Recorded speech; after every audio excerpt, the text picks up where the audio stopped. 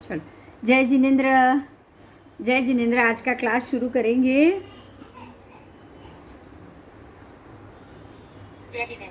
Yes, जो last class में जो मैंने आपको एक डायोग्राम समझाया था 14 राजलोक का, बराबर, वो हमने अगले क्लास में हम कर चुके हैं, उसी को ही रिपीट किया था। लोक, अलोक, अब उसके बाद का जो 14 राजलोक के 7 नरक और सब जो जहाँ षड्द्रव्य विद्यमान होते हैं उसको लोक कहा है।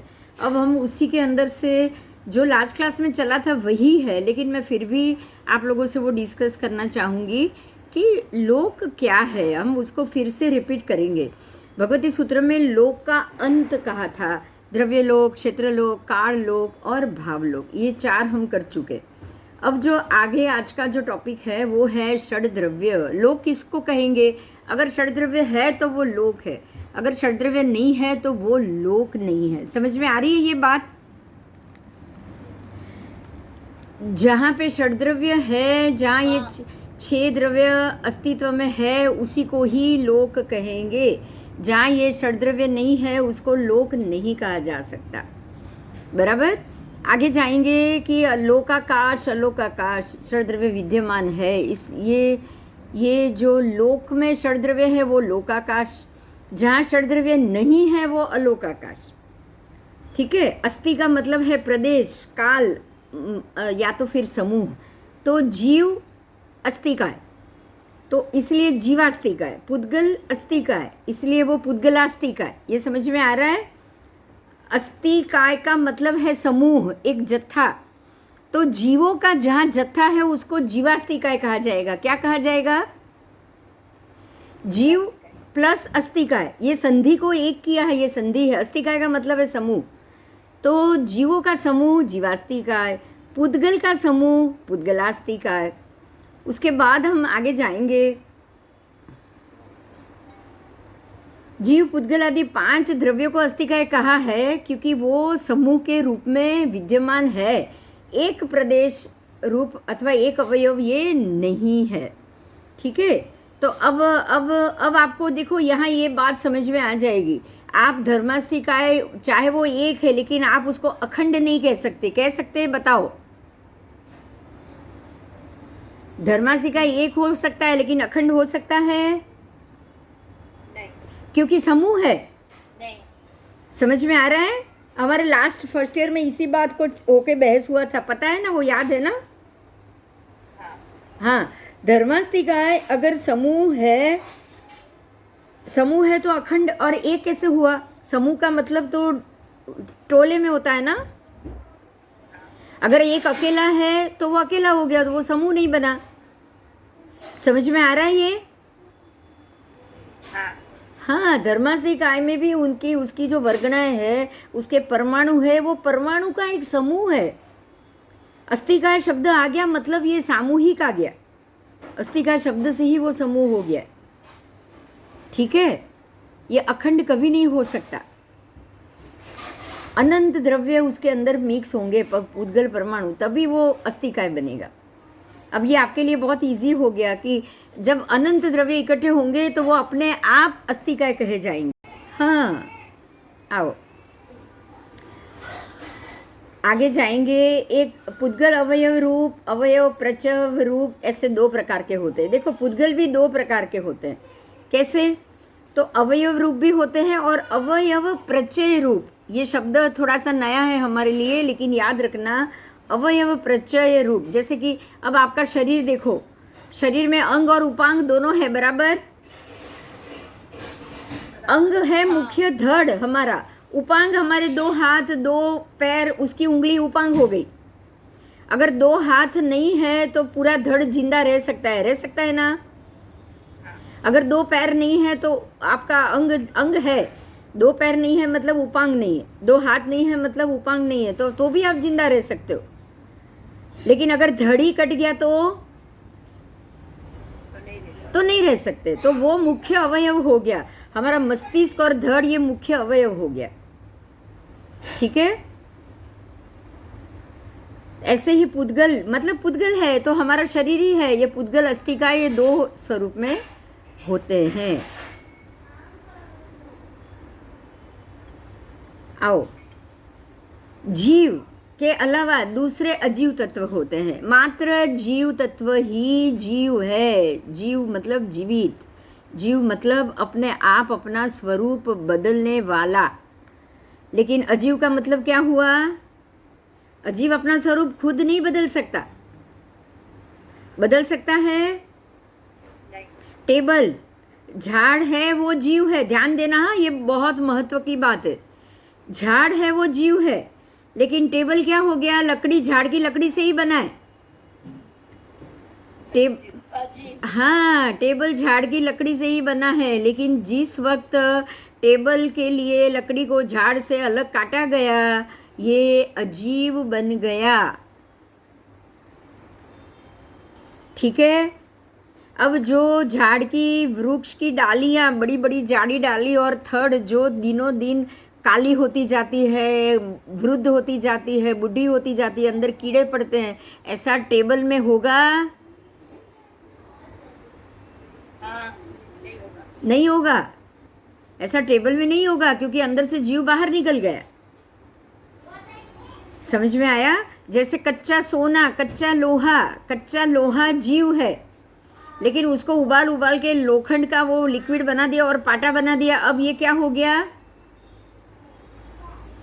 अजीव। अब ये अजीव हो गया। अब इसको करोड़ों कितने भी सालों तक कुछ नहीं हो पाएगा। जब तक उसका फॉर्म बदल ना जाए, तब तक वो ऐसा ही रहेगा। ठीक है?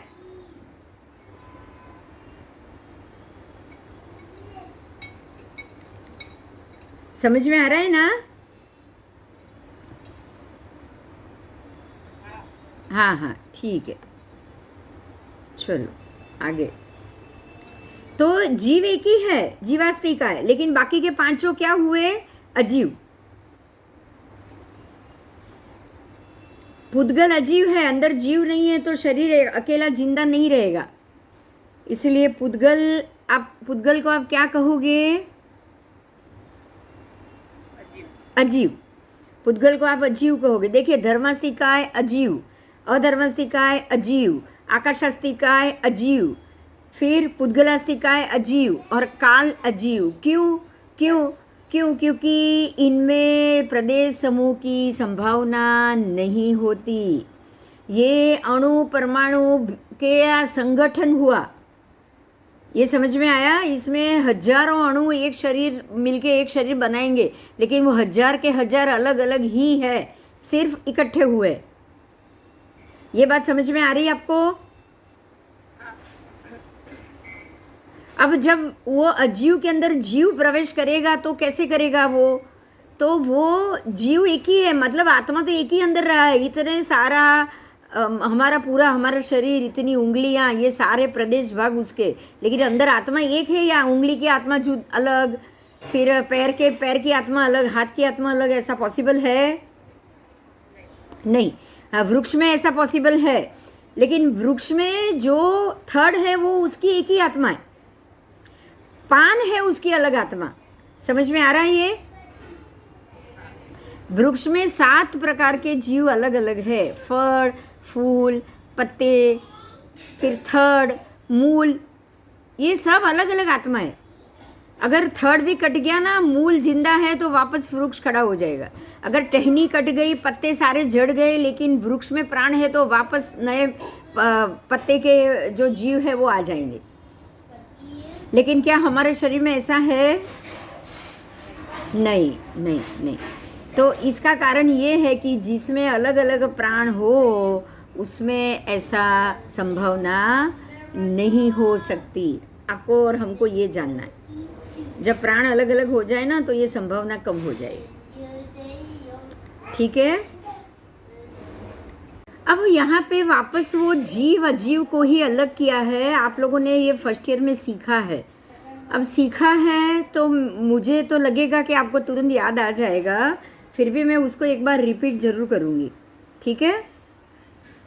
हाँ, अब हम यहाँ आगे जाएंगे कि ये लोक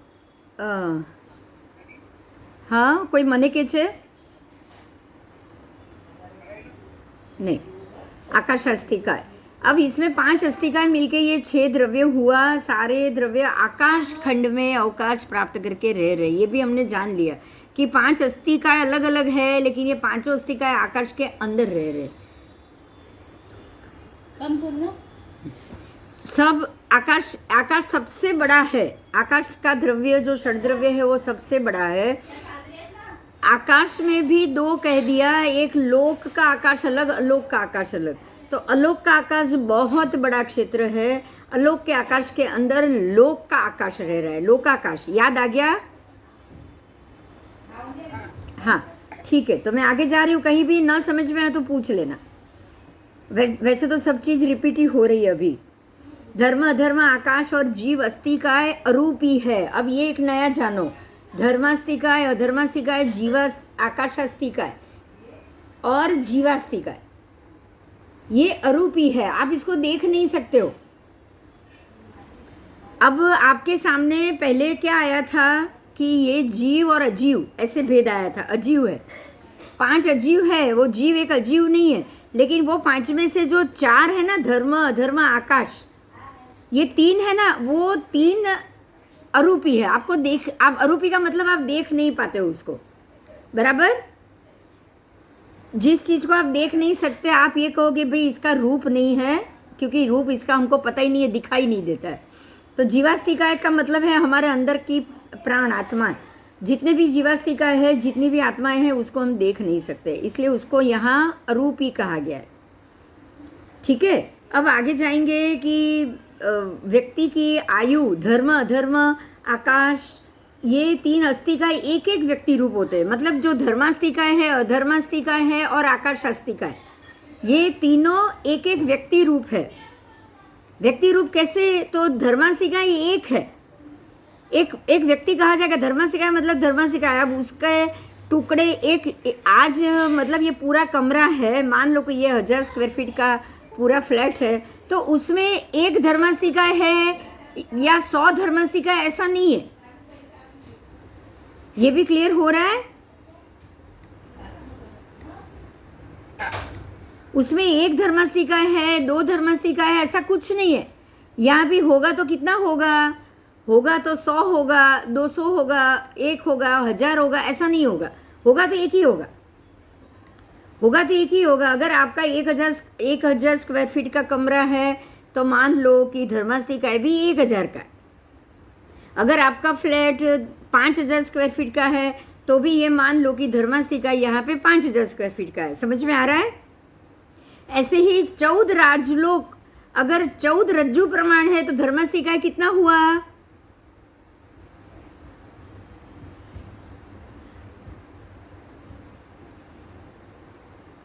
हेलो,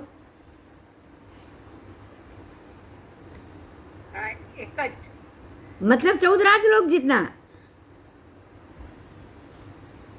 उतना ही हुआ। तो 14 राजलोक जितना ही हुआ ना।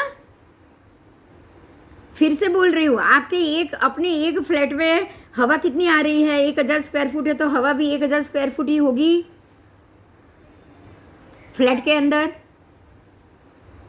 फ्लैट के अंदर एरिया जमीन जो आप मार्बल फिट कर रहे हो, अगर फ्लैट 1000 स्क्वायर फुट का है तो मार्बल भी कितना होगा?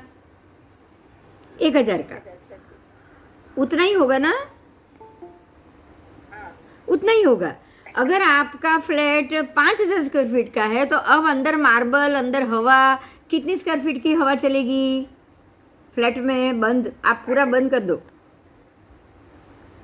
5000 की। तो आपका 14 राजलोक प्रमाण है, तो 14 राजलोक में धर्मास्तिकाय कितना रहेगा? 14 राजलोक जितना। 14 राजलोक में अधर्मास्तिकाय कितना होगा? वो भी 14। आकाशास्तिकाय कितना होगा? वो भी 14 राजलोक। बस बस बस। तो अब ये इजी हो गया कि जिस तरह से मेरा घर 1000 स्क्वायर फुट का है तो अंदर का पूरा सामान को भी मैं, जमीन को भी, मार्बल को भी मैं 1000 का ही मानूंगी। ऐसे ही 14 राजलोक में धर्मास्तिकाय अगर है तो उसको भी मैं एक, लेकिन कितना है? एक, लेकिन 14 राजलोक जितना। बराबर? बराबर।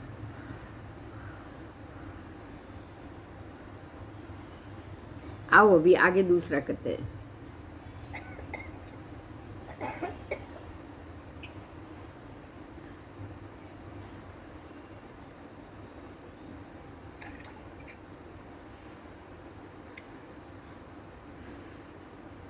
जो प्रत्येक व्यक्ति को उसने अपने पुण्य बल के अनुसार ही उसे प्राप्त होता है। अब ये नया ध्यान दीजिए ये बात को, ये बहुत इंपॉर्टेंट बात है। मैं फिर से बोल रही हूँ, धर्म अधर्म आकाश और जीव चारों अस्थि का अरूपी है, आंखों से दिखाई नहीं देते हैं। और धर्म अधर्म और आकाश अस्थि का एक एक व्यक्ति रूप होते हैं जो एक जीव को अपने अपने पुण्य के अनुसार प्राप्त होते हैं। चलो यही सबसे महत्व का मुद्दा है। बोलो इसमें आपको क्या समझ में आया? ये 3 लाइन में ही पूरा मुद्दा आ चुका है। धर्म अधर्म आकाश और जीव, ये 4 को कंपेयर किया है।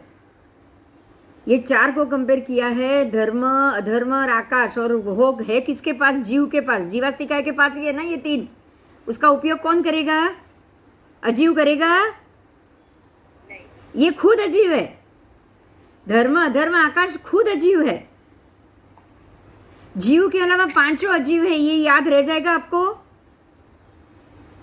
सिंपल बात है, जो जीव है वही जीव, बाकी 5 के 5 अजीव।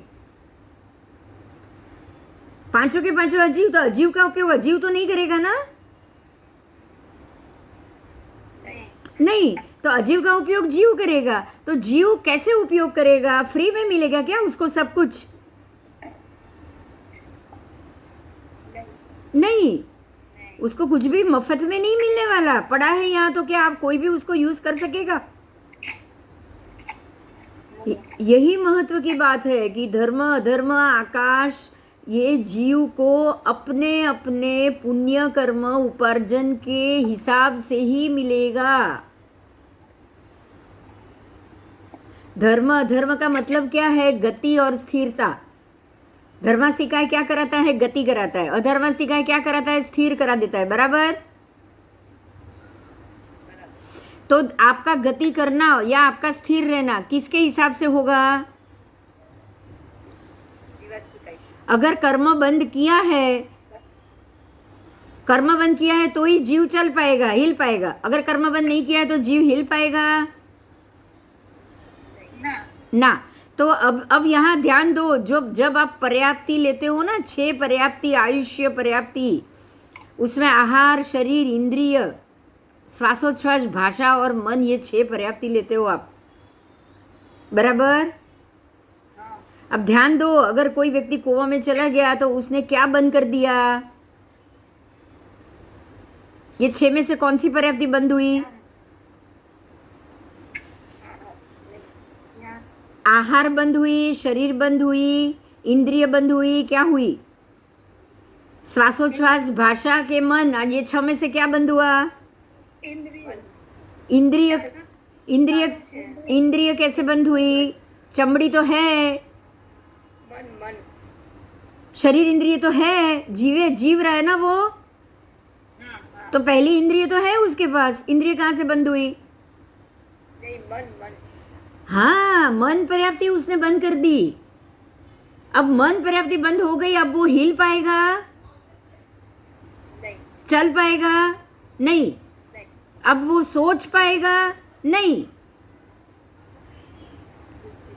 कुछ नहीं वो कर पाएगा। वो सोच भी नहीं, हाँ बोल पाएगा, वो कराता है कि नहीं कराता है? आवाज मुंह से निकालता है कि नहीं निकालता है? कोई निकालता है, मुंह से खाना भी जा रहा है उसके पेट में। जो कोमा में है, डॉक्टर उसको पाइप से खिलाते हैं तो पेट में खाना जाता है कि नहीं जाता है? जा रहा है। अब यहाँ ध्यान ये देना है आपको कि मन पर्याप्ति के कारण ही आप चल फिर रहे थे। मुझे खड़ा होना है, आप खड़े हो जाते थे। मुझे सोना है, आप सो जाते थे। बराबर? बराबर। अब यही चीज क्या एकेंद्रिय कर सकता है? क्यों? क्योंकि उसके पास पहली 4 पर्याप्ति है, भाषा और मन नहीं है। एकेंद्रिय के पास 4 पर्याप्ति, याद रखना, ये कर्म ग्रंथ में आएगा। बे इंद्रिय के पास 5 पर्याप्ति। और विकलेंद्रिय, बेइंद्रिय, तेंद्रिय, चौरिंद्रिय, तीनों के तीनों विकलेंद्रिय है, उसके पास 5 पर्याप्ति, और संघनी पंचेंद्रिय के पास 6 पर्याप्ति, बस 6 की 6 सब पर्याप्ति आ जाएगी। जो संघनी नहीं है, असंघनी है, उसके पास मन पर्याप्ति नहीं है।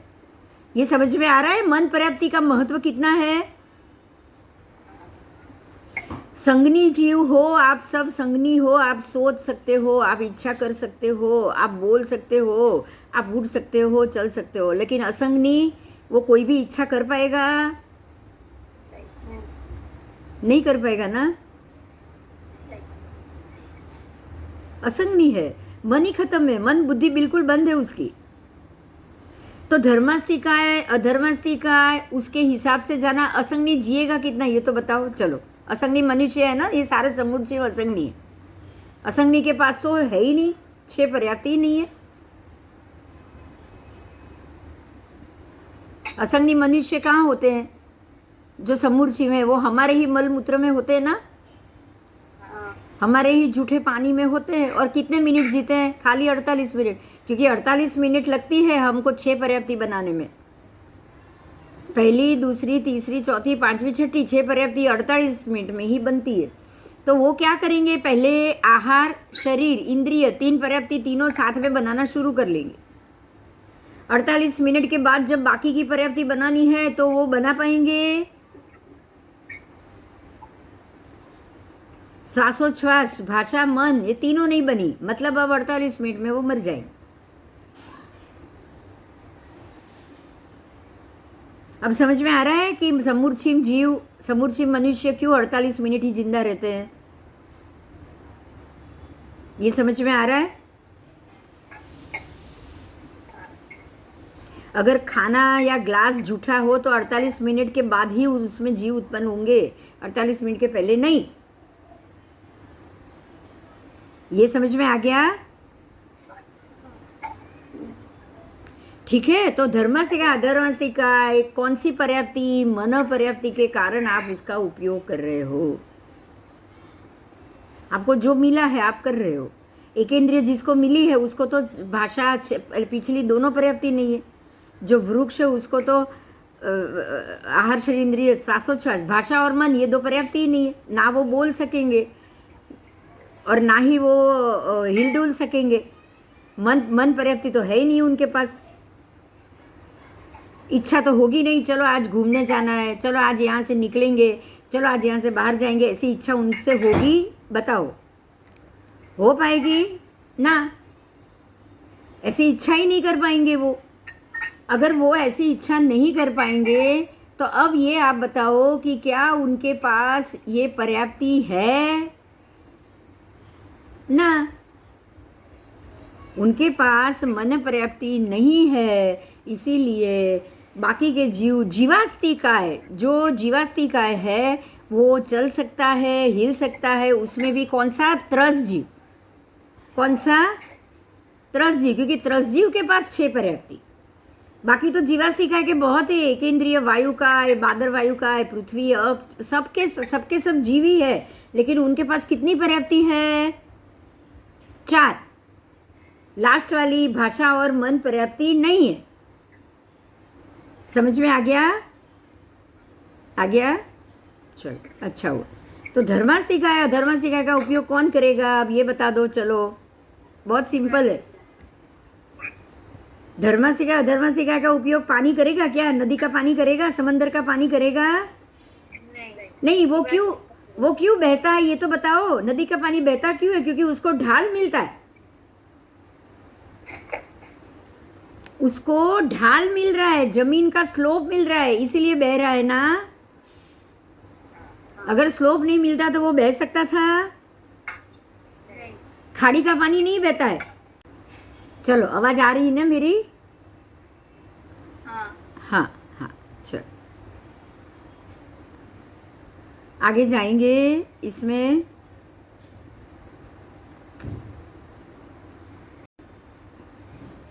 ठीक है। सारे षड्द्रव्य आकाश खंड के में अवकाश प्राप्त कर रहे हैं।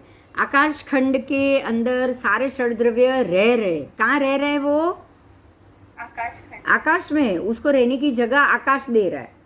लोकाकाश में तो वो जाएंगे नहीं, इसीलिए जितना आकाश है उतने ही वो है, उतनी जगह में वो समा गए। जीव और पुद्गल की गति, अब ध्यान दीजिए, मैं बोल रही हूँ, उसमें से जीव और पुद्गल ये दोनों द्रव्य गतिशील और गति पूर्वक स्थितिशील है। ये समझ में आया आपको? सिर्फ जीव और पुद्गल ही है दो जो गति भी कर सकते हैं और स्थिर भी रह सकते हैं। ये समझ में आया? हाँ। जीव अकेला नहीं घूम पाएगा। देखो यहाँ बहुत महत्व से बताया है, दोनों साथ में हो तो ही, जीव और पुद्गल दोनों साथ में हो तो ही। अगर आपके साथ पुद्गल नहीं है तो सिद्ध के भगवंत है ना, वो हिल सकते क्या वहां से? नहीं, नहीं, वो नहीं हिल सकते। हाँ, हिल कौन सकते हैं? हम लोग ही हिल सकते हैं, क्योंकि तो पुद्गल भी जीव के साथ होगा। अगर कोई मरा हुआ डेड बॉडी होगा तो वो हिल पाएगा? नहीं। तो जीव और पुद्गल दोनों जब साथ में हो, उसका संयोजन हो, वो ही गति कर सकते हैं और स्थिति भी ले सकते हैं। मतलब कि गति और स्थिति का उपादान कारण जीव और पुद्गल ही है। ये कंफर्म हो गया? हाँ। जीव और पुद्गल की गति में निमित्त रूप से धर्मास्तिकाय और स्थिति में निमित्त रूप से अधर्मास्तिकाय का उपयोग सिद्ध होता है। देखो यहाँ आपको ये बहुत क्लैरिटी से मिल गया कि अगर हम चल सकते हैं तो धर्मास्तिकाय के कारण वो हमारे उपादान में निमित्त बना, और चलने के उपादान में निमित्त बना, और हमारे खड़े रहने के उपादान में कौन निमित्त बना? अधर्मास्तिकाय। ये क्लियर हो गया? ठीक है। तो आपको जीव द्रव्य पता चल गया, पुद्गल द्रव्य पता चल गया। पुद्गल द्रव्य के बगैर जीव जिंदा नहीं रह पाएगा, छह पर्याप्ति भोग नहीं पाएगा, इसलिए उसको पुद्गल द्रव्य चाहिए। अब जीव पुद्गल दोनों है तो उसको क्या चाहिए? गति करने के लिए धर्मास्तिकाय चाहिए और स्थिर रहने के लिए अधर्मास्तिकाय चाहिए। बराबर? आओ आगे। अब आकाशास्तिकाय बात की है, ये चार की तो पता चल गया आपको। अब आकाशास्तिकाय क्या है? तो आकाश क्षेत्र स्वयं अगुरु लघु का है। अगुरु लघु का मतलब क्या है? अ को निकाल दो, गुरु लघु का मतलब क्या हुआ? हल्का। गुरु का मतलब भारी और लघु का मतलब हल्का। तो गुरु लघु का मतलब क्या हुआ? भारी हल्का। और अगुरु लघु का मतलब क्या हुआ? ना भारी ना हल्का, मीडियम, बिल्कुल मीडियम। ये समझ में आ गया? अगर भारी हो तो जमीन पे ही बैठा रहेगा, हल्का हो तो ऊपर ही उड़ता रहेगा, जमीन पे नहीं आ पाएगा। बराबर? लेकिन मध्यम हो तो हाँ, वो सब कुछ कर पाएगा, वो सब कुछ कर पाएगा।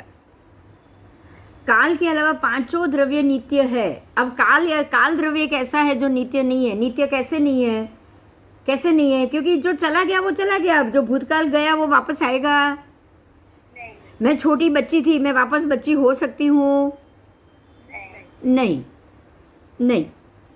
इसीलिए काल को क्या कहा गया है? काल द्रव्य एक ऐसा द्रव्य है जो, एक मिनट, हाँ, वो नित्य है, अनित्य है। काल द्रव्य एक ऐसा द्रव्य है जो अनित्य है, क्योंकि हर घड़ी, हर वर्तमान समय भूतकाल हो रहा है, और हर आने वाला भविष्य काल वर्तमान हो रहा है, और फिर भूतकाल हो रहा है। हो रहा है कि नहीं हो रहा है? इसलिए उसको नित्य नहीं कहा है। उसके अलावा पांचों द्रव्य नित्य है, मतलब हमेशा रहेगा। ये हम कहेंगे कि अभी 6:30 बजे, तो ये 6:30 बजे आज की तारीख और 6:30 बजे वापस आएगा? नहीं, 6:30 आएगा कल, लेकिन दूसरी तारीख में आएगा। समझ में आया? इसलिए काल नित्य नहीं है, बाकी सारे नित्य है, हमेशा रहने वाले हैं। अपने अपने सामान्य धर्म से और विशेष धर्म से बाकी के सारे पांचों कभी भी च्युत नहीं होते। पांचों स्थिर भी है, उनकी संख्या कभी ज़्यादा और कम भी नहीं हो रही। धर्म, अधर्म, आकाश और जीव अस्तिकाय अरूपी भी है, जो चर्म चक्षु से कभी भी दिखाई नहीं देते। ऐसे तो काल भी नहीं दिखाई देता। दिखाई देता है क्या? नहीं। तो काल भी अरूपी हुआ। जीवास्तिकाय दिखाई देगा अगर वो पुद्गल के साथ होगा तो शरीर के साथ होगा तो। चलो, धर्म अधर्म आकाशास्ती काय एक व्यक्ति रूप होते हैं, मतलब एक व्यक्ति का मेरा धर्मास्ती काय मेरा है, मेरा आकाश अधर्मास्ती काय मेरा है, मेरा धर्मास्ती का अधर्मास्ती काय लेकर अगर कोई दूसरी व्यक्ति यूज करना चाहे तो वो नहीं कर पाएगी। समझ में आया? जैसे मैं मेरा पुण्य किसी और को नहीं दे सकती यूज करने के लिए, ये भी पुण्य ही है ना। जो चर्म चक्षु से दिखाई नहीं देता है, धर्म धर्म आकाश एक व्यक्ति रूप होते हैं। प्रत्येक व्यक्ति को अपने अपने पुण्य बल के अनुसार ही वो प्राप्त होते हैं। उस व्यक्ति की आयु के पूर्ण होने से पहले भी ये खत्म हो सकते हैं। ये बात समझ में आ रही है? अगर वो कोमा में चला गया तो धर्म सीखा अधर्म सीखा वो यूज नहीं कर पाएगा। हाथ पैर चलेंगे उसके? नहीं। अधर्मास्तिका तो यूज कर पाएगा? नहीं नहीं नहीं नहीं, धर्मास्तिका आप चल रहे हो तो आप रुकोगे। अधर्मास्तिका लेने के लिए मतलब आप ऐसे ही स्टेबल ही पड़े हो, एक लकड़े की तरह पड़े हो, चल ही नहीं रहे हो, चलने वाले भी नहीं हो, तो फिर अधर्मास्तिका कहाँ से आया? स्थिर रहा ना। स्थिर रहा। स्थिर होने, चलते चलते स्थिर होने के लिए अधर्मास्तिका का उपयोग है, ये बात समझो। ऐसा होगा तो आपको तो फिर सिद्ध क्षेत्र में भी आप मानोगे कि वह अधर्मास्तिका है। वो तो मिसअंडरस्टैंडिंग है। हाँ, तो अगर अधर्मास्तिका है तो वहाँ धर्मास्तिका भी हो जाएगा, तो मतलब वो वापस जिंदा हो सकते हैं। ये तो सारा गलत हो गया। समझ में आया ये? जब चल रहे हो तो स्थिर होने के लिए अधर्म चाहिए। आप स्थिर ही हो तो इसकी जरूरत ही नहीं है आपको। ठीक है?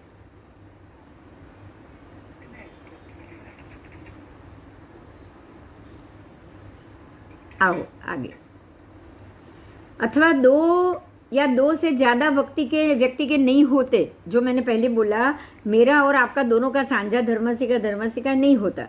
प्रत्येक जीव के धर्म अधर्म और आकाश अस्तिकाय अलग अलग होते हैं। एक व्यक्ति के आयु पूर्ण होने से सिर्फ उसके ही तीनों अस्तिकाय खत्म होंगे। ये बात समझ में आ गई? बाकी के सारे पड़े, मैं अभी धर्मास्तिका, मेरी आयुष्य पूर्ण हो गई, मैं मर गई, अब मेरा शरीर धर्मास्तिका अधर्मास्तिका का उपयोग नहीं कर पाएगा। क्यों? क्योंकि मेरा आयु पूर्ण हो गया तो मेरा पुण्य खत्म हो गया। लेकिन क्या दुनिया में धर्मास्तिका अधर्मास्तिका की कमी हुई? नहीं हुई। वो तो पड़ा ही पड़ा है। बाकी सब लोग की दुनिया तो चालू है कि नहीं? बताओ। तो अब ये क्लियर हो गया ना कि हर एक व्यक्ति का अपना अपना अलग होता है और वो खत्म हो जाएगा तो आपको फिर नया जब दूसरे जन्म में ही मिलेगा, वो भी आपके कर्म के हिसाब से। ये क्लियर हो गया?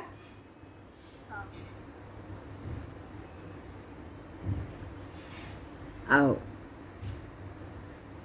इस प्रकार तीनों अस्तिकाय निष्क्रिय भी होते हैं। निष्क्रिय मतलब क्या? एक डेड बॉडी को ये कोई काम के नहीं है तो निष्क्रिय हो गए। पांचों अस्तिकाय समूह रूप में होते हैं, ये प्रदेश रूप में होते हैं। ये प्रदेश ऐसा सूक्ष्म है जिनके दूसरे अंशों की कल्पना सर्वज्ञ की बुद्धि से भी नहीं हो सकती। मतलब ये इतना छोटा है कि सर्वज्ञ भी उसको अलग नहीं कर सकते। धर्मास्तिका अधर्मास्तिका दोनों एक एक व्यक्ति रूप होते हैं, इसलिए उनके प्रदेश असंख्यात। अब उसके प्रदेश असंख्यात क्यों बोले बताओ? असंख्यात क्यों बताए? क्योंकि एक व्यक्ति तो उसको यूज नहीं करेगा ना। एक व्यक्ति मतलब मैं यूज कर रही हूँ, मैं हिल रही हूँ, तो आपको तब हिलने की परमिशन नहीं है, ऐसा पॉसिबल है? अगर एक और अखंडी होगा तो मैं ही यूज करूंगी ना, तो आपकी बारी आएगी? नहीं। अगर अनंत होगा तो ही आएगी ना। मुझे थोड़ा ही चाहिए, मैं थोड़ा ले रही हूँ, आप थोड़ा उधर से ले रहे हो, कोई तीसरा नीचे से ले रहा है, कोई देव ऊपर से ले रहा है। क्लियर हो रहा है?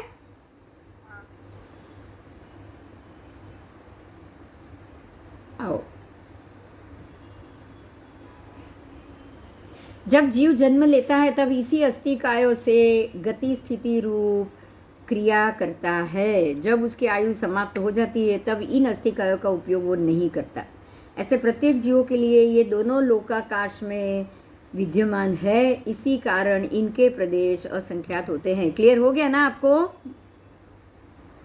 ये कभी घटते भी नहीं, क्योंकि उस जीव की आयु समाप्त होते ही उसका पुद्गल भी नष्ट हो जाएगा। पुद्गल वापस अपने पूरे के पूरे वर्गणा में समा जाएंगे, सारे परमाणु बन के जाएगा कि नहीं? हाँ। पृथ्वी काय में, वायु काय में चला जाएगा और इन अस्थिकायों में वापस मिल जाएंगे। इसीलिए ये कभी भी घटता नहीं। वैसे भी अजीव द्रव्य कभी घटेगा ही नहीं। अब इनको दूसरा जन्म तो लेना नहीं है, लेना है क्या बताओ? नहीं। धर्मासिकाय में जो भी अजीव तत्व है वो अजीव तत्व है, वो जीव तो है ही नहीं कि वहां से जीव बाहर निकल जाएगा। वो अजीव है। अजीव को तो कभी भी दूसरा जीव जन्म या मरण तो करना ही नहीं है, इसलिए ये कभी नहीं घटेगा। इसलिए ये लोक का कभी नाश नहीं होगा। अब ये क्लियर हो रहा है आपको कि लोकाकाश हमेशा के लिए क्यों है? क्यों? हाँ, अजीव से भरा हुआ है। अलोक पूरा अजीव से भरा हुआ है, अजीव तत्व से। अजीव तत्व इतनी मात्रा में भरे हुए हैं। अब ये अजीव तत्व का ही नाश नहीं होगा तो लोक का नाश कहां से होगा? अजीव का उपयोग होता है सिर्फ। जो भी अजीव है, पुद्गल अस्थिकाय सारे के सारे जो अजीव है उसका क्या होता है? उपयोग। लेकिन कभी भी खत्म यूज नहीं होता है। आपने उसका उपयोग किया, फिर उसको वापस छोड़ना पड़ेगा आपको।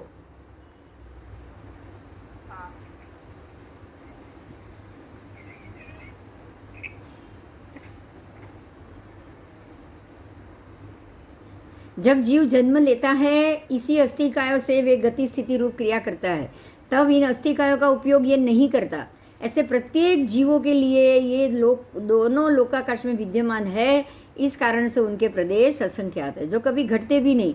क्योंकि उस जीव की आयु समाप्त होते ही उसका पुद्गल नष्ट हो जाएगा, उसके पृथ्वी कायादि इन अस्थिकायों में वापस मिल जाएंगे। इसीलिए ये पुद्गल की भी कभी भी संख्या घटेगी नहीं।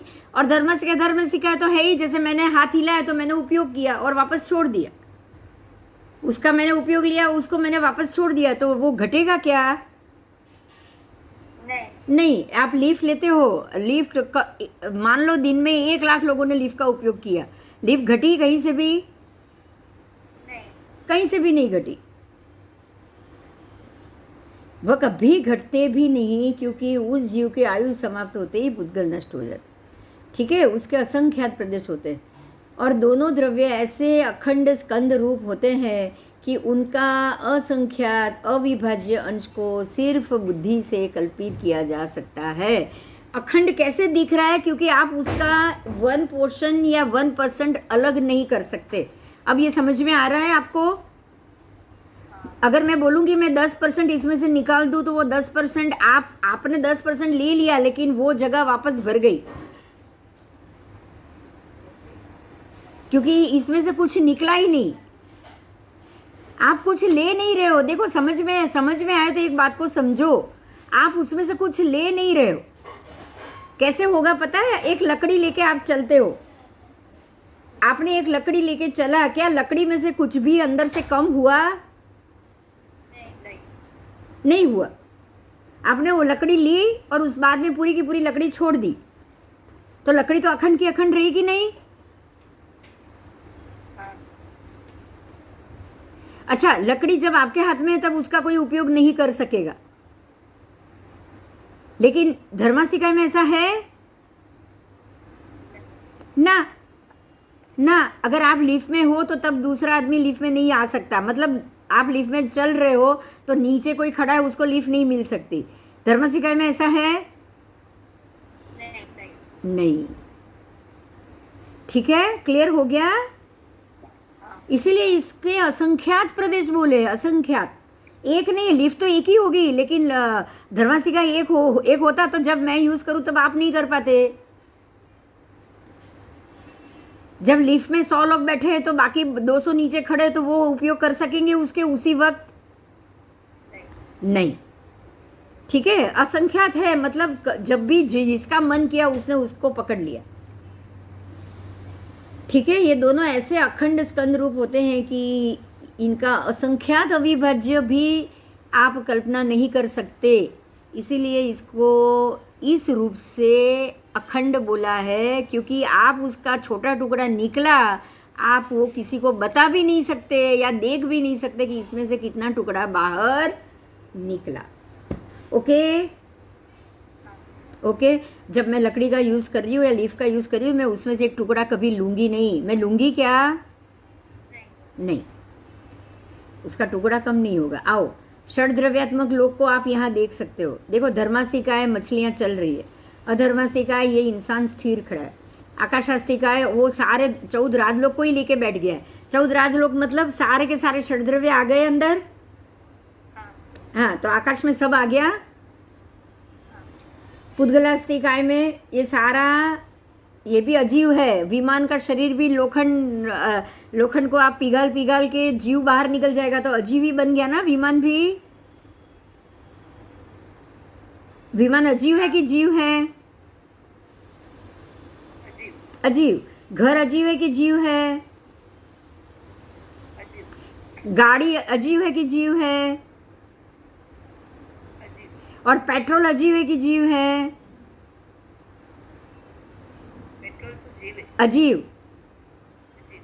पेट्रोल अजीव क्यों? क्यों बताओ? पेट्रोल अजीव क्यों?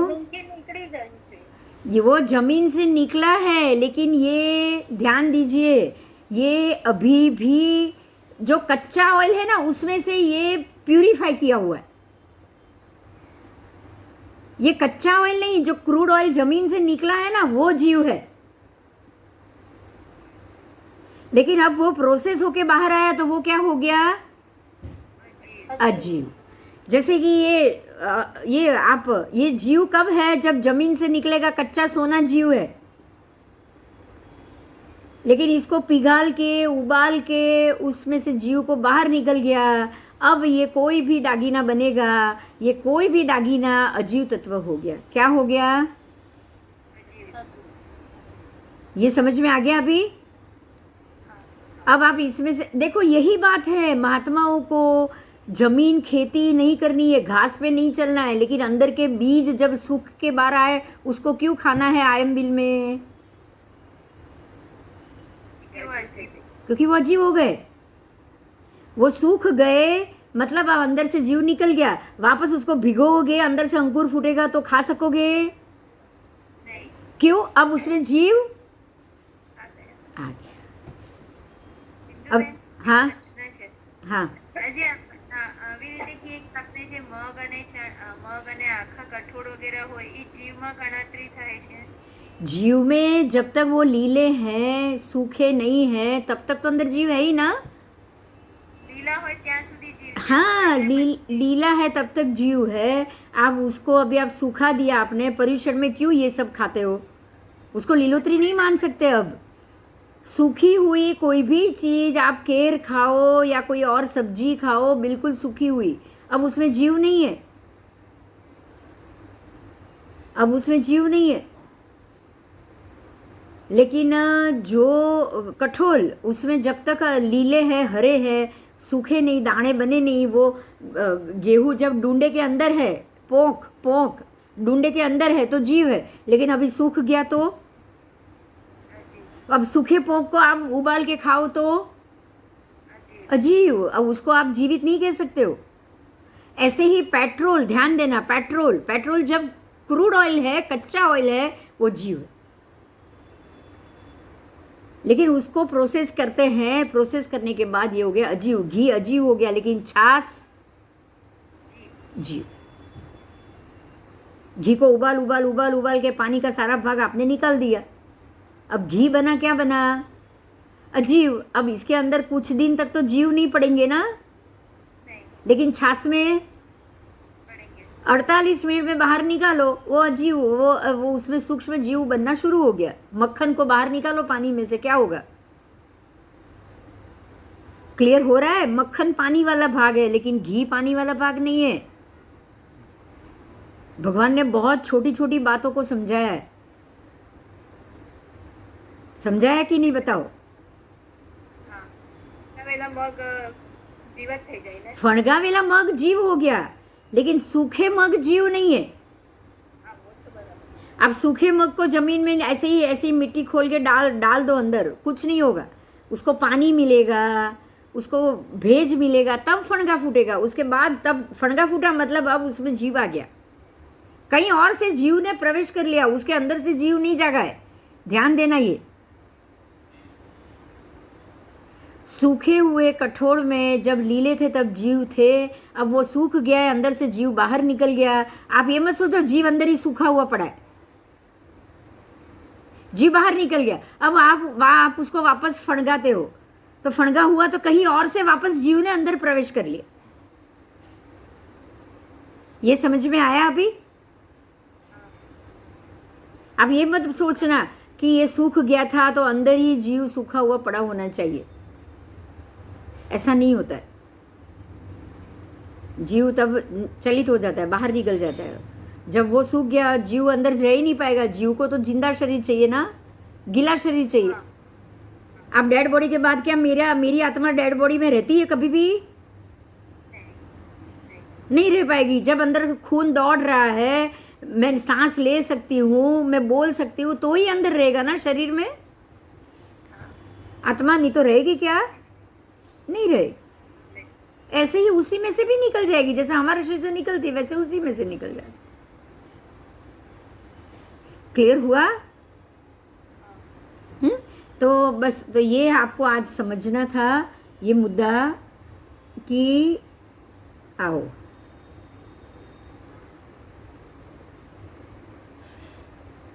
पृथ्वी काय आदि इन अस्थि कायों में वापस मिल जाएंगे, क्योंकि जीवास्थि काय में वापस चला गया। और जो सूखे कठोल है वो भी आपने खा के खत्म कर लिया, तो उसके भी जो परमाणु, पुद्गल परमाणु थे, वो अपने पुद्गल में चले गए, वो अपने पुद्गल में मिक्स हो गए। ठीक है, आओ अब जो पुद्गलास्थि का है, विमान है, गाड़ी है, अंदर का पेट्रोल जीव है। पेट्रोल जीव नहीं है, लेकिन जो क्रूड ऑयल कच्चा पेट्रोल था वो जरूर जीव था।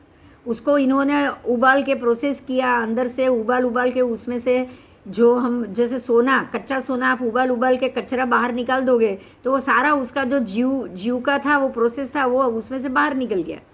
अब इसमें जीव नहीं है। अब जो है वो लिक्विड सिर्फ धातु हो गई। गरम सोना वो लिक्विड के रूप में बन गया। अब उसको आप पहले ये बंगड़ी बनाओ, अब इसी को ही तोड़ के वापस अंगूठी बनाओ, अंगूठी को ही तोड़ के वापस चेन बनाओ। तो अब आप कोई जीव को नहीं मार रहे हो। ये समझ में आ रहा है? अब आप किसी जीव को नहीं मार रहे हो। इसीलिए महात्मा सूखे धान की सारी खाना पीना सब चीज लेते, क्योंकि अब जीव निकल गया। आप जो भी आटा पीसो या कुछ भी करो, अब आप जीव को नहीं मार रहे हो। आप उसमें से सब्जी वब्जी भी बनाओगे या मूंग वूंग भी बनाओगे तो कोई उसमें जीव उत्पन्न नहीं होने वाला है। बराबर? हाँ, आओ। ठीक है, ये जीवास्तिकाय, काल, ये सारे षड द्रव्य है। अब यहाँ आप देखोगे जीवास्तिकाय में सिद्ध शिला बताई है, सिद्ध के जीव भी बताए। तो ये जीवास्तिकाय में सिद्ध के जीव आ सकते हैं क्या?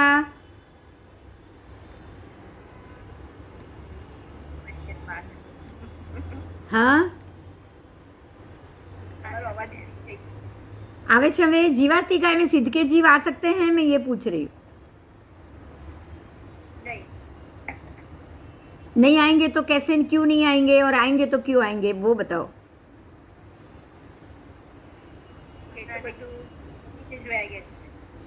हाँ, वो चले गए, लेकिन वहाँ उनकी अवगाहना है, ये तो मालूम है ना?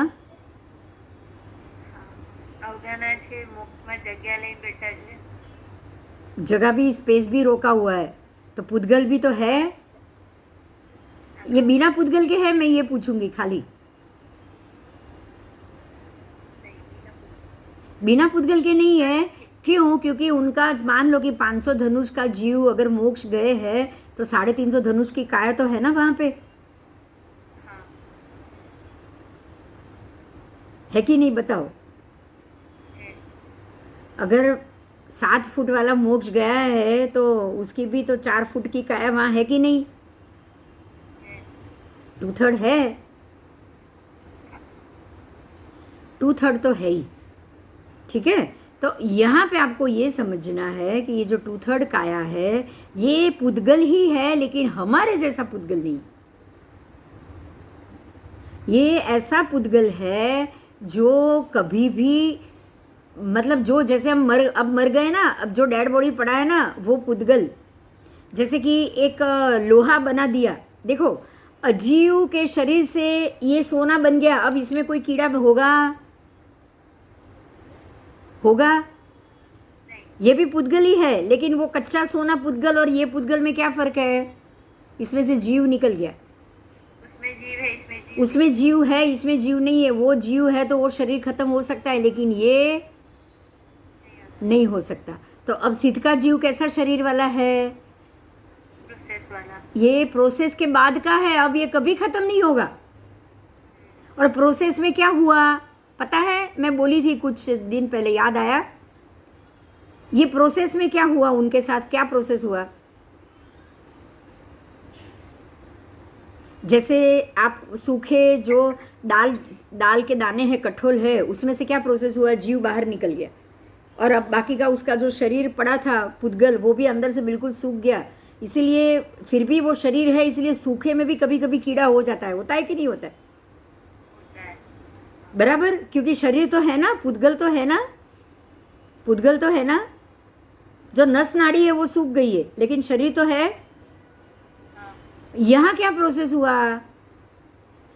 जो हमारा शरीर के अंदर जो खून, अब ध्यान दो, ये शरीर, चमड़ी और जो हाड़ मांस है, अंदर मांस है, अंदर हड्डी है, अंदर नस है, अंदर खून दौड़ रहा है, ये सारा जो, उसको क्या कहा जाएगा? शरीर के अंदर के आंतरे। क्या कहोगे आप?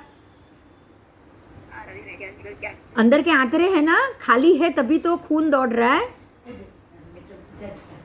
ये सारा आंतरा भर जाता है सिद्ध भगवंत के, इसीलिए वो 550 धनुष की काया 350 धनुष हो जाती है। क्यों? क्योंकि अंदर की सारा जो पोलाण थी ना, नस की अंदर की, नाड़ी के अंदर का पोलाण, कान के अंदर का पोलाण, हड्डी के अंदर का पोलाण, वो सारा भरता है। कॉम्पैक्ट થઈ જાય। हाँ, कॉम्पैक्ट, कोई जगह ही नहीं रखेगी, पूरा जाम, पूरा सूख के। जैसे आप एक कोई बड़ा दाना लो, उसको सूखाओ, क्या होगा? जब सूखेगा तो छोटा होगा कि नहीं होगा? जब ये सूख गया तो क्या हो जाएगा? उसका छोटा हो जाएगा ना। आप 5 प्लेट पाव भाजी लो, उसको वैक्यूम कराओ, 1 प्लेट इतना हो जाएगा। हो जाएगा। क्यों? क्योंकि अंदर का पानी, अंदर का सब सूख गया। रोटी जाड़ी होती है, फूलती बनाते तब, और उसका खाखरा करते तो क्या हो जाता है?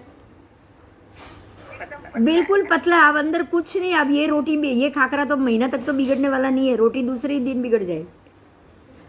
क्यों? क्योंकि अंदर के आंतरे भर गए। ऐसे ही जब जीव मर जाएंगे तो अंदर के आंतरे भर जाएंगे, लेकिन शरीर तो है, हमारे जैसा नहीं है, लेकिन शरीर। इसलिए यहाँ आपको पिक्चर में पुद्गलास्थि काय को भी क्या बताया है? सिद्ध भगवान के जीव। देखो, पुद्गलास्थि काय, जीवास्थि काय के 2 भेद। जीवास्थि काय के कितने भेद? 2 भेद। एक संसारी जीव, एक मुक्त जीव।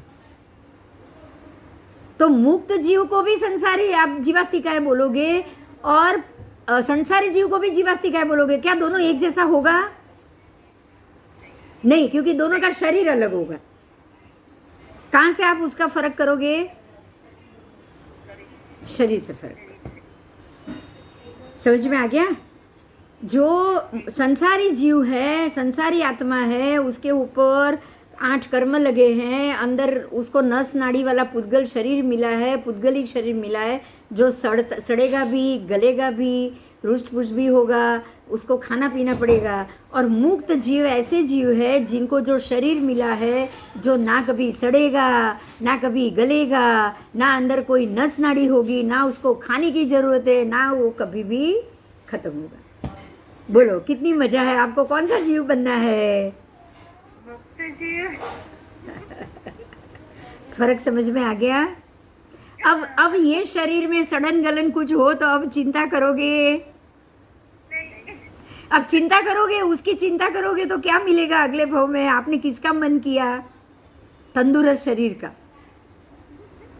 चिंता नहीं करनी है, उसको संभालना जरूर है, संभालना जरूर है। क्यों? संभालोगे तो ही तब क्रिया कर पाओगे ना। हाँ, हम लोग ने नहीं संभाला है, नहीं कर सकते। दक्षा कर सकती है। क्यों? क्यों? रोज का एकासना बैसना 15 साल से चालू है, क्योंकि खाने पीने में उसने संभाला है, कर सकती है। अब हमने नहीं संभाला है तो हम लोग नहीं कर सकते। तो संभालना जरूरी है। अगर संभालोगे तो ही 12 तप 6 अभ्यंतर 6 बाय आप कर पाओगे। वो करने के लिए माध्यम शरीर। तो शरीर को संभालना क्यों है? बोलो। में जाने के लिए। आपको शरीर को अंदर के आंतरे खत्म करने के लिए। आपने शरीर को संभाला, अंदर के आंतरे खत्म करते गए, अंदर की कर्म वर्गणा खत्म करते गए, तो अपने आप मोक्ष में चले जाओ। मोक्ष में जाना जादू है। मोक्ष में जाना बिल्कुल जादू है। क्या जादू है? तो इससे पहले ये काम करना पड़ेगा कि आपको क्या करना पड़ेगा। तप कर्म घटाने पड़ेंगे। फिर जो भी ऐसा खाना पड़ेगा कि जिससे जीव हत्या ना हो, जीव हिंसा कम हो। तो जीव हिंसा कम मतलब जीवों को बचाने के लिए नहीं करना है आपको ये सब। आपको ये सब अपने ऊपर से कर्म हटाने के लिए करना। नया कर्म ना चढ़े उसके लिए ये करना। समझ में आया? आप अगर किसी जीव को मार रहे हो तो जीव को नहीं मार रहे हो, उसके शरीर मर रहा है। जीव तो बाकी है, वो तो दूसरा शरीर ले लेगा। लेकिन आप उसका जो शरीर मरा, आपने उसके शरीर को मारा, जो शरीर मरा उससे आपको वो शरीर लेना पड़ेगा। ये आपकी पनिशमेंट। इसके लिए आपको जीव को नहीं मारना है। क्लियर हो रहा है अभी? क्योंकि हमने जो किया, हमने खाने के लिए जो जो जीव का उपयोग किया, उन सबके योनि में जाना पड़ेगा ना, हमें चुकाना पड़ेगा ना, हिसाब तो चुकाना पड़ेगा ना। આજે મેં વાંચ્યું 8મા ગુણ સ્થાનકે પહોંચેલા જીવને પણ શરીરનો રાગ થાય તો એ બે ઇન્દ્રિયમાં એકેન્દ્રિયમાં જાય। बस, तो यही तो बात है कि बे इंद्रिय एक इंद्रिय को शरीर ही संभालना है। आप कीड़ी को थोड़ी सी उंगली तो लगाओ, कितनी डर के भागेगी। और आपको किसी ने ऐसे मार दिया या कहीं हाथ की हड्डी वड्डी टूट गई, आप डरोगे? आप डरोगे? बताओ। जिनके 2 हाथ ही कट जाता है वो क्या बैठा रहता है, रोता रहता है? वो मरना सोचता है। लेकिन कीड़ी को खाली ऐसे ही कुछ लगा दिया ना, कागज भी लगा दिया ना, तो वो भागेगी। कि वो क्यों भागेगी? वो अपना शरीर बचाएगी। इतनी भी चीज वो अपने शरीर पे बैर नहीं कर पाएगी। मतलब उसको इतना भी अगर खाली कागज भी उसको अड़ाए, रुई भी अड़ा दी ना, रुई भी अड़ा दी ना, तो अपना शरीर बचाने के लिए भागेगी ना। मरुदेवा माता ने एकेंद्रिय से सीधा मनुष्य में और सीधा मोक्ष कैसे किया? एकेंद्रिय से, ये पता है आपको? स्टोरी मालूम है किसी को? मरुदेवा माता अपने मरुदेवा से पूर्व में केल के झाड़ के रूप में आए थे, जन्मे थे, एकेंद्रिय में थे। केल का झाड़ बना था, केला कच्चा केला। और उनके नसीब से बाजू में ही उनके दोनों तरफ किसी ने ये उगा दिए, कैक्टस, कांटे उगा दिए। आसपास में कांटे के झाड़ उग गए उनके। अब जब भी पवन से पेड़ तो हिलेगा ही, पत्ते तो हिलेंगे। अब ऐसे झाड़ हिलने वाला नहीं है, लेकिन पवन इस तरफ से आया तो भी उनके पत्ते कैक्टस को यहाँ लगते थे या फिर यहाँ लगते थे। पत्ते के पत्ते चीर जाते थे, चीरा पड़ते थे। उसके ऊपर चीरा पड़ता था। तो ये उन्होंने क्या सहन किया? पीड़ा। शरीर के ऊपर पीड़ा सहन की, ऐसी ऐसी पीड़ा सहन की, ऐसी इतनी पीड़ा सहन की, उतने तो लगे भी नहीं थे कर्म उनके ऊपर, उतने तो कर्म भी नहीं लगे होंगे। अगर इतने सारे पीड़ा शारीरिक सहने के होंगे तो वो तो नरक नहीं जाएगा ना वो जीव, एकेंद्रिय में तो जाएगा नहीं। लेकिन एकेंद्रिय में तो उनका जो आयुष्य था वो एकेंद्रिय का था, और वहाँ पे उनको ये कैक्टस मिल गए। तो ये पीड़ा के कारण सीधे मनुष्य भव, और तब जब वो मनुष्य भव में जन्म मिला ना, तब तो उनके ऊपर कोई ऐसे कर्म की जो हम बोलेंगे ना थर लगे ही नहीं थे, उससे पहले ही सब निकल चुके थे। इतने सरल वो बन गए थे कि बस इतना ध्यान था, मेरा बेटा मेरा बेटा। अगर मेरा बेटा पहले ही निकल गया होता ना, ऋषभ का मोह, राजा थे तभी तो निकला ही नहीं होगा क्योंकि उनके पास ही बेटा था। दीक्षा लेने के बाद भी नहीं निकला, चाहे दूर गया, लेकिन चिंता करते थे। मतलब क्या हुआ, उनके अंदर से बेटे का मोह कभी नहीं निकला। अगर पहले निकला होता तो पहले मोक्ष हो जाता। अब बेटे के मोह के अलावा कोई कर्म ही बाकी नहीं था। ये समझ में आ रहा है ये बात? एक ही कर्म बाकी था लास्ट, बस।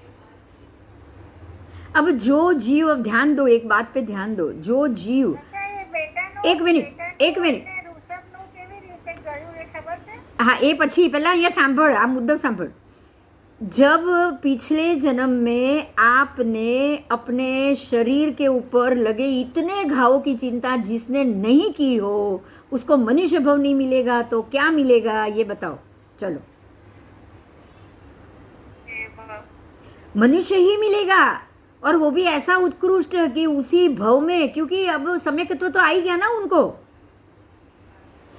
अब देखो देखो यहाँ मुद्दा वही है, अगर मैंने शरीर की ज़्यादा संभालना की तो ही मैं ऐसे भव में जाऊंगी ना, कि जहाँ शरीर भी ऐसा मिले कि कुछ भी हो जाए, कुछ भी लगे, कुछ भी हो जाए।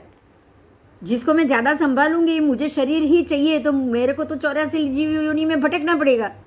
लेकिन जिसने शरीर की चिंता ही नहीं की, इतने कांटे सहन किए, अब वो 84 जीव योनि में भटकेंगे? सीधा क्वेश्चन है मेरा,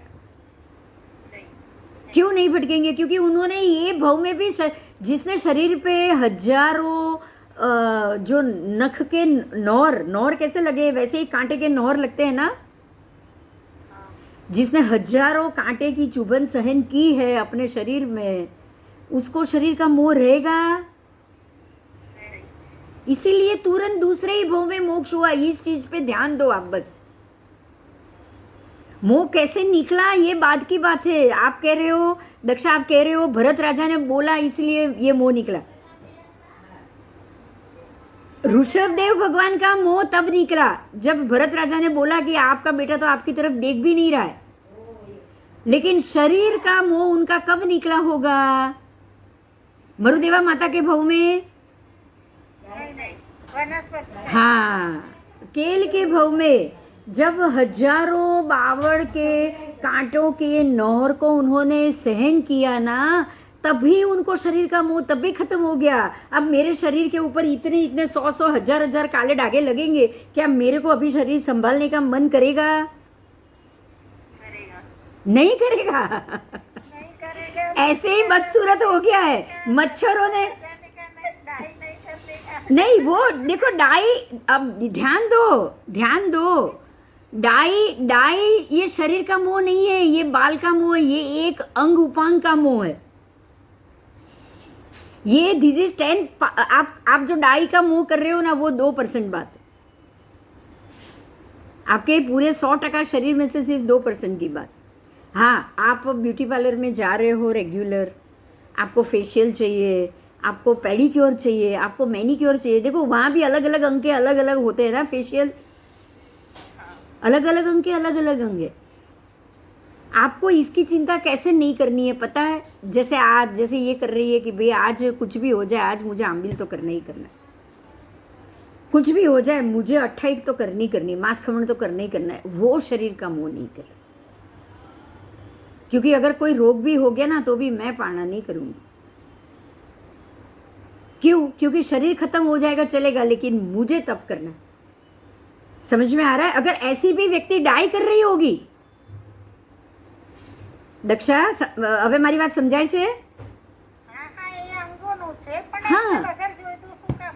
ना ये जुदी बात थी गई, ये जुदी बात थी गई। मैं फिर से कह रही हूँ कि अगर ऐसी कोई, जैसे अभी सर्वतोभद्र तप करने वाले ज्योति बावीसी, इतने बड़े तप करने के बाद अगर पाणा के दिन वो बोले नहीं मुझे तो फेशियल कराना है, मुझे ये कराना है, मैं डाई करके ही बैठूंगी पाणा में, मैं सफ़ेद बाल मैं नहीं रखूंगी, तो ये उनको खाली एक एक अंग के दोष लगेंगे, आपको 2% दोष लगेंगे,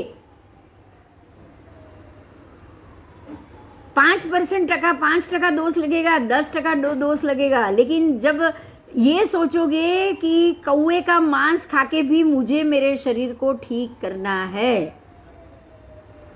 जैसे कि विटामिन में तो ऐसा होता नहीं है, लेकिन जो कॉड लिवर ऑयल और ये सब नहीं होता है, मालूम है ना वो किस में से बनता है?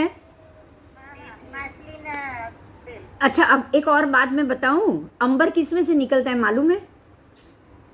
હરણની બુટીમાં. હરણની नहीं, वो तो શાર્કમાંથી.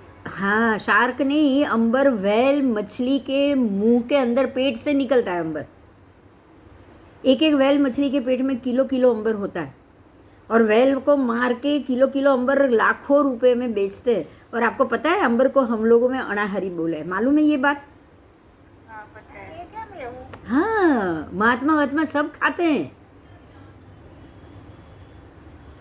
શક્તિ હોય એમાં એમ કહે છે તપશ્ચર્યા કરે ત્યારે આટલું એટલું એટલું આપે.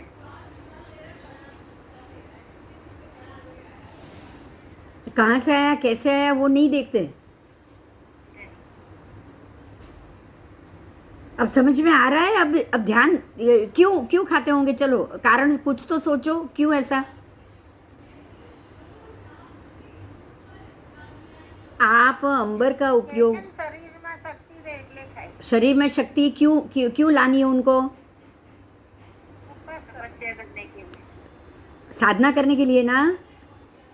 तो अगर साधना का ध्येय अगर आपके अंदर है, तो अब आप वो अंबर खा रहे हो, उसका दोष 10% लगेगा या पूरा लगेगा? ऐसे तो सूट भी नहीं खा सकते हो ना आप, सूट का उपयोग भी नहीं होगा ना मास्क में। પ્લસ માઇનસ તો છે જ નહીં દોષમાં. દોષ नहीं, अब गलती है, ये गलती है, ये यही तो गलती है। आपने किसने बोला प्लस माइनस नहीं है? ये बताओ। चल ऐसा किसने बोल दिया प्लस माइनस नहीं है? भगवान ने पारणा कैसे किए सारे? क्या ऐसे हम लोग पारणा करते हैं क्या? जैसे भगवान ने किए वैसे कोई पारणा करता है तब का? નહીં. हाँ फिर तो वो उसके पारणे और हमारे पारणे में कोई प्लस माइनस नहीं है बहुत फर्क है. फिर? हाँ तो जो अंबर खा के तपस्या करेंगे उसके तप में, और जो भगवान कर रहे हैं ऐसे तप में कोई फर्क नहीं है। બહુ ફરક છે. तो फिर आप ये सोचोगे कि वो जो ऐसे बड़े सर्वतोभद्र 250 दिन के तप करने वाले अगर तैयार होके ब्यूटी पार्लर से तैयार होके पाणा के दिन आ रही है, तो उसको क्या पूरा दोष लगेगा? नहीं तो 200 दिन का तप का उसको कोई फल नहीं मिलेगा। मिलेगा. अब बोलो, अब उसने डाई की, उसने ब्यूटी पार्लर में उसने लिपस्टिक लगाई, उसने सब मेकअप किया था, तुझे तो पता है ना किया था। હા. हाँ तो अब उसको कितना दोष लगेगा ये बताओ? कितना लगेगा? हाँ એના ભાવ ઉપર કે હું બહુ સારી દેખાઉં એના એ ભાવ કેવા હજી પણ ભૂલ છે। क्या भूल છે? उसने अपने दिखाव को ठीक किया, लेकिन क्या तप में कहीं भी कचास रखी थी? दोनों चीज अलग है दक्षा। મળે આનું એને જે हाँ એટલે मतलब क्या हुआ? मतलब क्या हुआ? માઇનસ નહીં થાય હું એમ જ કહું. अरे तू समझ, पण हजी जो सांभड़ तप किया उसने, अपने शरीर के हड्डी तक दिख रही है उसकी। 150-180 उपवास और 25 बियाचना में शरीर की हड्डियां दिख रही है, उसने अपने शरीर हड्डियां दिख रही है, उसकी चिंता की तो उसको पुण्य कितना मिलेगा? और उसके सामने पारणा के दिन खाली मेकअप करके आई तो क्या उसका पूरा खत्म? નહીં, એનું જે આવે પ્રાયશ્ચિત આવે જ આનું बस आज बस बस बस अगर बस यही बात है, अब यही बात है कि अगर आप अपने शरीर की परवाह नहीं करते हो तो उसका तो आपको अगले जन्म में अच्छे शरीर या अच्छे अब शरीर से मुक्ति का फल मिलेगा ही मिलेगा। लेकिन अगर किसी ने उसमें डाई कर ली, किसी ने अगर कुछ 10 दिन उसमें तैयार हो गए तो उसमें भी 10% माइनस होगा, उससे ज़्यादा नहीं। सीधा हिसाब, मैं एग्जाम्पल इसलिए दे रही हूँ कि आपको ये क्लियर हो जाए। आप ये मत सोचो कि अरे ऐसे ऐसे तो ये ऐसे ऐसे निकल रहे हैं। अरे यही बात है कि जो पटरानी या राजा की रानी होती है ना, वो चाहे उपाश्रय में जाए, चाहे महात्मा के पास जाए, राजा कहीं भी जाए, सिर्फ अपना मुगट उतारेगा, बाकी कोई आभूषण नहीं उतारे, भगवान के सामने भी। क्यों? बोलो क्यों? बात यही है कि शरीर और शरीर से दिखना या कैसा दिखना, क्यों राजा तैयार होता है तो वो वही देखेगा ना कि मैं हर जगह से बराबर तैयार हूं।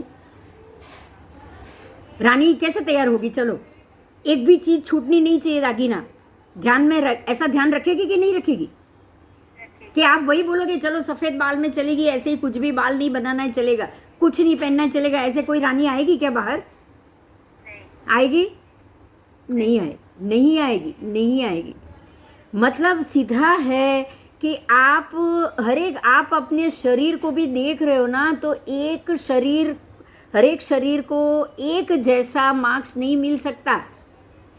अपने शरीर की तप में आप शरीर को गला रहे हो, तप में आप शरीर को बिल्कुल तपा रहे हो, समझ में आ रहा है?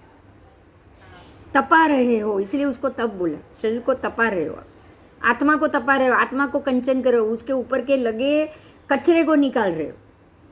अब उसमें अगर कुछ तैयार होके बैठ गए, अगर ऐसा होता ना, एक बात ध्यान, मेरी बात शांति से समझने की कोशिश करना, कोई भी साध्वी जी दीक्षा लेने से पहले आभूषण वाभूषण डाल के कोई फोटो वोटो का कुछ भी नहीं लेती हो। आप अगर किसी लेडीज की दीक्षा हो तो आपको नहीं पता आगे के कोई प्रोग्राम में वो तैयार होती नहीं है क्या? होती है कि नहीं होती? आईब्रो, मेहंदी, सब होता है, सब होता है। क्यों? 2 दिन बाद दीक्षा है, आज इसकी क्या जरूरत है? फिर ये चीज उतनी बड़ी है ही नहीं जितना हम सोच रहे हैं, या हम सोच लेते, किसी और के बारे में सोच लेते। ये चीज इतनी बड़ी है ही नहीं। शरीर को तपाना, आप लिपस्टिक नहीं लगा रहे हो, उससे शरीर नहीं तप रहा है। ध्यान दो, आप आईब्रो नहीं करा रहे हो, शरीर नहीं तप रहा है। आप फेशियल नहीं करा रहे हो, शरीर नहीं तप रहा है। आप तपस्या कर रहे हो और ये सोच रहे हो कि मेरा चेहरा बैठ गया, मेरी स्किन काली हो गई, मैं विहार कर रही हूँ, मैं पालीताना चढ़ के आई, पैर में फोड़ले हो गए, और आप ये नहीं सोच रहे हो, वो शरीर को तपा रहे हो। ये भेद समझ में आ रहा है?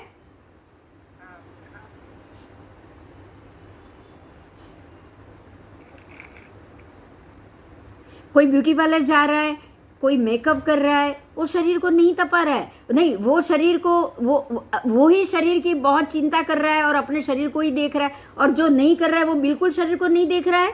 ऐसा नहीं है।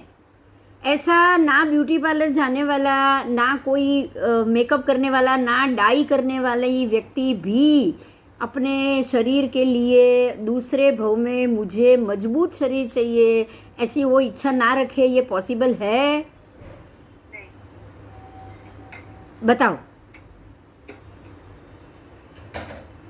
ये पॉसिबल है कि उसने ये सोचा हो कि नहीं, मुझे शरीर की चिंता नहीं है, मुझे अगले जन्म में शरीर चाहिए ही नहीं? पॉसिबल है?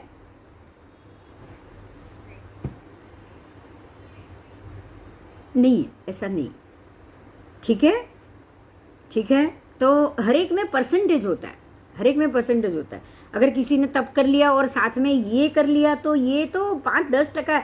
दीक्षा लेने वाले पहले बहुत तैयार होते हैं, हर एक मेकअप कराएंगे, आईब्रो कराएंगे, सब कुछ कराएंगे, मेहंदी लगाएंगे, सब कुछ लगाएंगे, दीक्षा लेने के बाद 2 ही दिन में जब उसने सबका संपूर्ण रूप से त्याग कर दिया ना, तो वो 10% तो कब का उड़ गया आपको मालूम भी नहीं पड़ेगा।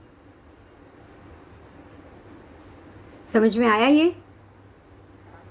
इसीलिए ऐसे ही अंबर खाने वाले महात्मा, अगर आप लंबा तप कर रहे हो, आपको शरीर की शुद्धि चाहिए, तप के लिए चाहिए, ध्यान के लिए चाहिए, जाप के लिए चाहिए, आपके 12 तप के अभ्यंतर और बाह्य 6 और 6 12 तप की क्रिया के लिए, साधना के लिए आप अंबर खा रहे हो ना, तो वो मछली के पेट में से आया है, वो दोष भी नहीं गिना जाएगा। गिना नहीं जाएगा, नहीं, बहुत थोड़ा गिना जाएगा। ऐसा नहीं कि नहीं गिना जाएगा, बहुत थोड़ी मात्रा में गिना जाएगा, सिर्फ थोड़ा प्रायश्चित है। ऐसे महात्मा गाड़ी में बैसे तो चलेगा, और अगर ऑपरेशन करना पड़ा और प्लेन में आए तो वो क्या करेंगे? प्लेन में आने के बाद प्रायश्चित लेते कि नहीं लेते हैं? लेते हैं। बस, तो ये चीज प्रायश्चित से निकल जाएगी। ठीक है, ठीक है। बस आज हम अलग बात पे उतर गए, कोई बात नहीं, बोलो कोई प्रश्न है तो पूछ लो। 7:30 हो चुके हैं, कोई प्रश्न है? नहीं। ठीक है फिर, ठीक है, अगले क्लास में मिलेंगे फिर। अब कब मिलेंगे? बुधवार को, ठीक है? चल, બિંદુબેન हाँ, એક પ્રશ્ન, ઈ જે બુકનું ગૂગલ ડ્રાઈવ પર લિંક સેન્ડ કર્યું છે, નથી થયું। હા, એનું અમે લોકો આપને રિક્વેસ્ટ મોકલીએ ને, તો તમે રિક્વેસ્ટ એક્સેપ્ટ કરશો ને અમારી, તો પછી અમે એ જોઈ શકીએ। તો એટલે મારે ઈમેલ તમે ઈમેલ ઉપર મોકલી છે મને? લિંક ઉપર અમારું તમે ઈમેલ ખોલશો ને તમારું ગૂગલ હા, ડ્રાઈવ, તો તમને અંદર દેખાશે Accept કે નું આને આવશે। request મોકલાયેલી છે, એટલે તમારે એક્સેપ્ટ યસ કરશો ને તો અમે ઓકે, હા, તો હું ચેક કરી લઉં, ચાલ હું જોઈ લઉં। હા, એ તમે ચેક કરશો હા, ને એટલે તમને હા। અમારી રિક્વેસ્ટ મળશે। હા, હા, ઓકે, એટલે હલો હા, અમને બી આવશે ને? હા, પછી તો બધાને જ આવશે ને, હું ઓકે કરીશ એટલે બધાને આવશે। ગ્રુપમાં કરી છે ને? મેં તો બધાને ગ્રુપમાં જ મોકલ્યું છે। ગ્રુપમાં જ છે। હા, તો ગ્રુપમાં મોકલી હા, હા, અને ભાઈ હા, 5 મિનિટનો ટાઈમ હોય તો મને જરા ગાથા લેવી છે। હા, હા, બોલ છે। હવે મારે એ કરવું છે કે તમારો ક્લાસ હોય ને ત્યારે એક ગાથા લેવાની છે। અચ્છા, હા, કઈ કેમ કઈ કે આ ગાથા કંઈ લેવીશ? થતું નથી પછી। હા, 1 મિનિટ બોલું। जय जय। अभी अगले क्लास में मिलेंगे बुधवार को। जय जय।